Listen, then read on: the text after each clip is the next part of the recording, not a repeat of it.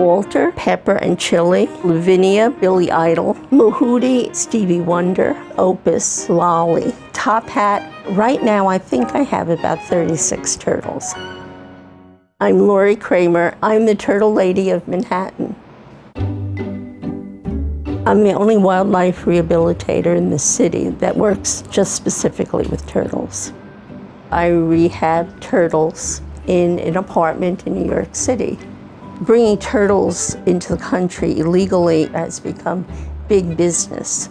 I get turtles from the Department of Environmental Conservation, U.S. Fish and Wildlife, the urban park rangers, even by policemen.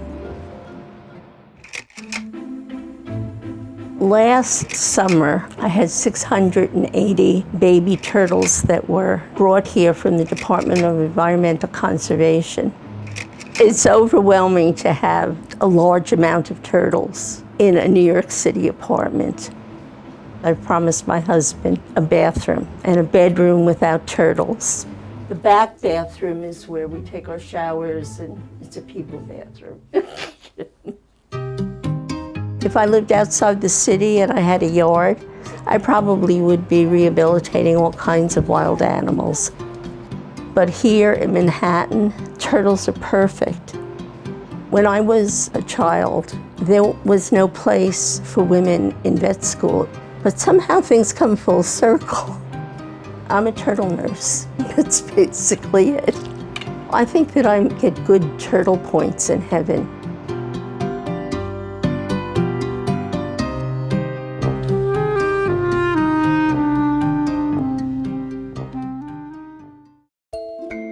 This is the Blandings turtle.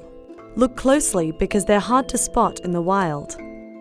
Blandings turtles aren't very big, topping out at around 10 inches in length. What distinguishes them is their bright yellow chin and throat. Like the stereotype, Blandings turtles take their time. However, once they've reached full adulthood, there's no slowing down. A recent study found an 83-year-old female that was full of eggs ready to lay. Their general habitat is wetlands with shallow water. Their range is centred around the Great Lakes, extending east to New York and up to southern Ontario. But the wetlands they call home are shrinking and becoming fragmented from human development, the biggest threat to the survival of this gentle and timid creature. This is the Blandings turtle.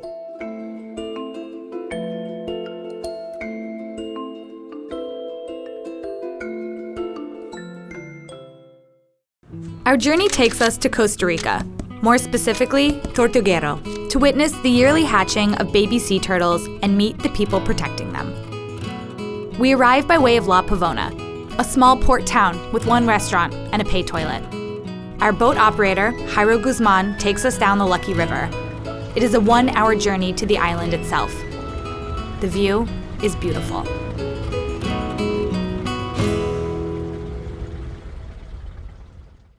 Nearly all species of sea turtles are endangered, and this island is a prominent nesting ground for both green and leatherback sea turtles. It was here in 1959 the very first sea turtle conservancy was opened by Dr. Archie Carr to specifically study green sea turtles as they were nearly extinct. This was their original base. This is their new base. Along with us from the conservancy is Jaime, head field director. David, station manager. Estamos listos. Corto y cambio. SILVIA, outreach coordinator, and their 10 research assistants. They all work here to educate the public and gather data on the current sea turtle populations. On day 1, we meet in the middle of the night to count nesting turtles and the eggs they lay. Now let's go to the beach. Around dawn, we spot a turtle. She's laying her eggs. She is one of 36,000 turtles nesting this season on the beach. Each turtle will lay around 110 eggs. In 2 months, they will hatch. We get some sleep, and that afternoon, we ask Jaime about the hatchings. Take one. He says, The best time to catch it is right at dawn, around 5:30 in the morning. That means we have some downtime on the island. David invites us to his makeshift office. We discuss the vision of the conservancy. Basically, we are working here on the legacy of Dr. Archie Carr. He had this idea of changing the mentality of the people from harvesting the turtles for their own consumption and for making money out of the meat and the eggs into an ecotourism-based culture. It's a very complex thing to protect the turtles. On day 2, the alarm goes off, the team gathers, and we head to the beach. We are gonna need a bigger boat. For a while, we see nothing. And then, baby green sea turtles begin making their way to the ocean. Only 80% will make it out of the nest, and of those, 1 in 1,000 make it to adulthood. This means that out of nearly 4 million hatchlings this season, only around 3,000 will become adults, and the odds are stacked against them. There's more downtime.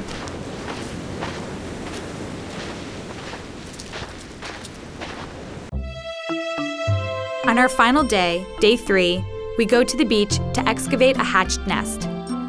The research assistants do this job. It is messy. They're counting how many eggs have hatched. In this nest, 9 did not make it. They'll add this information to their decades of existing research. That afternoon, Jairo's father, Guzman Sr., picks us up. As we leave Tortuguero, I can't help but think of something Silvia said back at the base. La isla de Tortuguero es muy importante para las tortugas, pero también las tortugas son muy importantes para la gente que vive aquí. Son un recurso muy importante que tenemos que conservar y tenemos que proteger. Sea turtles are not going to stop being endangered this year, and they probably won't stop being endangered next year either. But it's good to know that there are people out there working hard to make change happen.